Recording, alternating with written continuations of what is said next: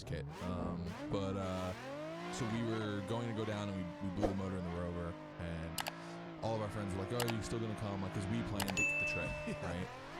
No, I was like, well, we don't have a vehicle to get down there with, and like last minute I was like, fuck it, we'll just drive the F100, and we drove it to 2 hours south of San Felipe from LA.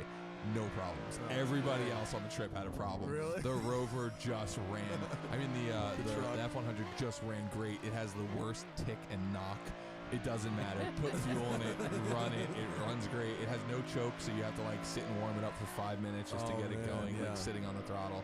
And it's like an old FE360. You can't kill those motors. That's awesome. All right, points. But that's Ashley's truck. It's ugly, but it works. But it's good because I have a beautiful wife who drives a really tough, ugly truck. Yeah. So it's like it's a good combo. It's very California. She pulled it into Off-Road Expo, and like, you know, there's $1 million trucks, and every guy was like, "Nice truck." Yeah, of course. Sick truck, chick.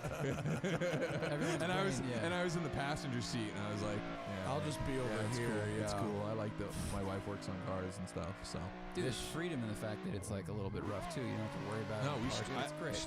So that's something like the thing I hate about the 911 is I hate street parking.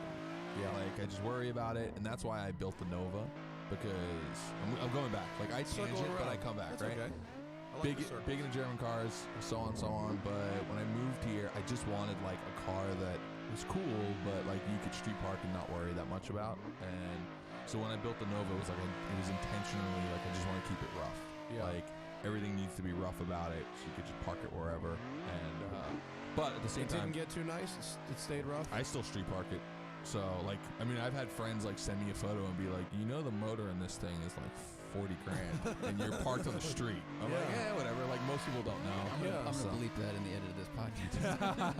So find out.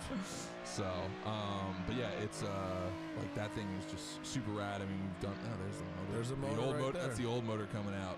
So. I do like the look of that car. Did you ever put any carpeting in it? It was raw dynamite. I think it's still raw dynamite. It's awesome. I kind of just like it being that. It's I want to go through it and fix it. I built the car in 65 days, and it was myself, my friend Colin Wolf, Tony Angelo helped me a little bit, and my wife, who's still my girlfriend at the time. And it was like a super thrash to build it. We built it for Power Tour, and like just. We back half the car. Wasn't it kind of a disaster on Power Tour?